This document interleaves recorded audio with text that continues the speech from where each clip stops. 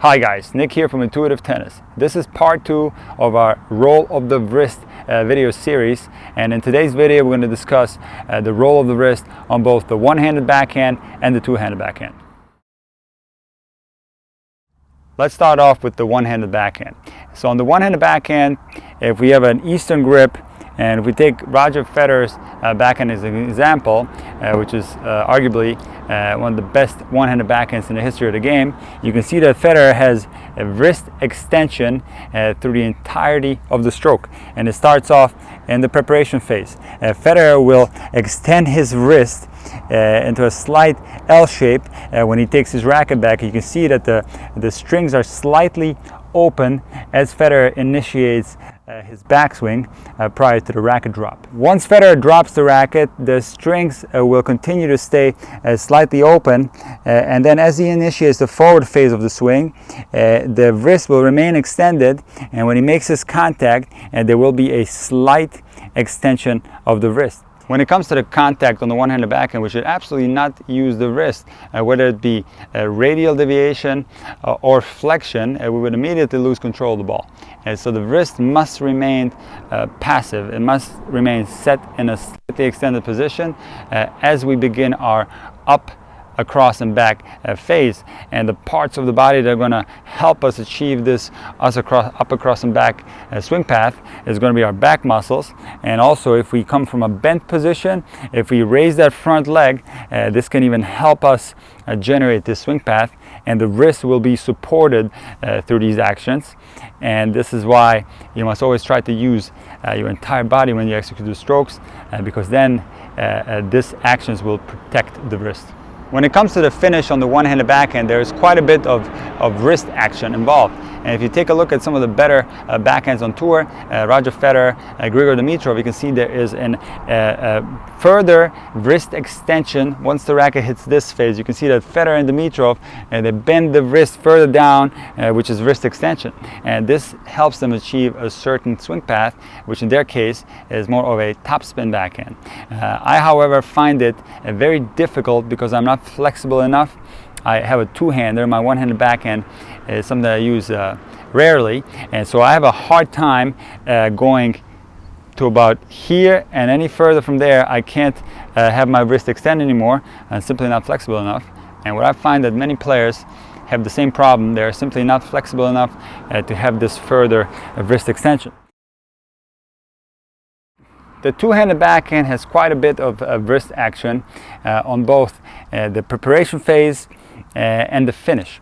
So what happens on the majority of the two-handed backhand is a wrist flexion on the dominant wrist and wrist extension on the non-dominant wrist. So this is what will happen. The racket with most players will start up like this, and then as they initiate the forward phase of the swing, the racket will drop down. And you can see that my right wrist is flexed while my non-dominant wrist, the left wrist, is extended. And now what happens as we rotate into the contact, you can see that the right wrist will somewhat straighten out, but not completely. It will still be in a slight flexion, while the left wrist, the non-dominant wrist, is extended. The majority of the two-handed backhands on tour, including some of the best two-handers such as Djokovic and Zverev, will actually have the tip of the racket going towards the target like this as they start their rotational across the body swing. And you can see that there's very little wrist action in this phase. There might be a little bit of a straightening of the right wrist, but it's minimal. And as we go into the finish, now the racket will whip back across the shoulder like this. And you can see that now both wrists will be in a slight extended phase. So the right wrist has quite a bit of wrist action. If we start from the beginning, we can see that there's wrist flexion in the racket drop, and then into the contact there's still slight wrist flexion, and then as we go into the finish, the wrist goes from a flexed state into a neutral state, and now as the racket goes across the shoulder, the right wrist will actually go into an extended position. When it comes to the two-hander, this is not something that you have to spend a lot of time thinking about. What's most important is that you have the correct grip, which is a continental grip with your dominant hand, and between a Eastern and a semi-Western grip, on the non-dominant hand.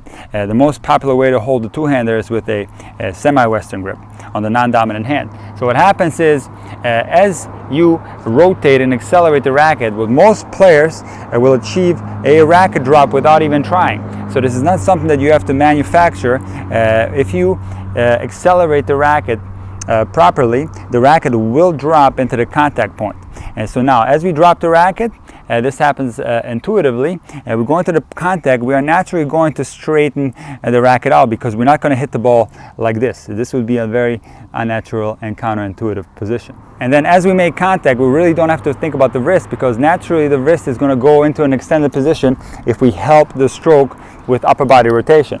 The key on the two-hander is using the core and the torso rotation.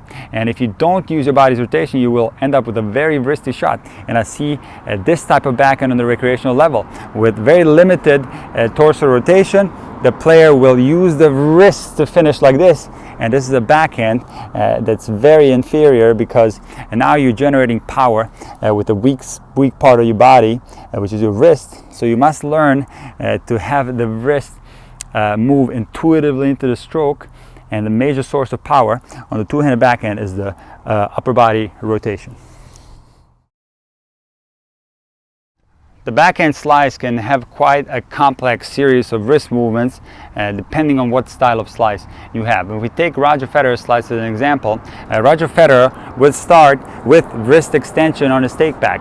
As Federer initiates the forward phase of the slice and makes contact, and now Federer will do ulnar deviation with the tip of the racket going down towards the ground.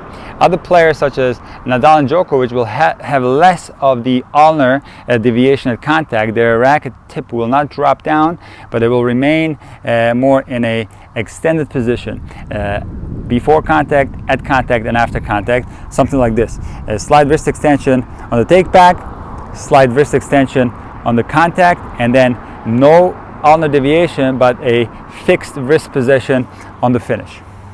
I'm going to demonstrate a few backhands, and let's start off with the one-hander in an Eastern backhand grip with a wrist extension through the entirety of the stroke. And I gotta remind you guys that I don't have a one-hander, so I have a hard time finishing the way Federer and Dimitrov finish. So I'm doing my best, but it's very advantageous to keep a steady wrist position on the one-hander through the entirety of the stroke. So now let me try my two-handed backhand, and here there's a more complex series of movements, and I don't really have to think about it. If I use my upper body rotation, these wrist movements are going to come very intuitively. And now let me try a few slices. And now I don't use the Federer slice too often because I have a hard time getting the ball over the net. So I just basically have to deal with wrist extension.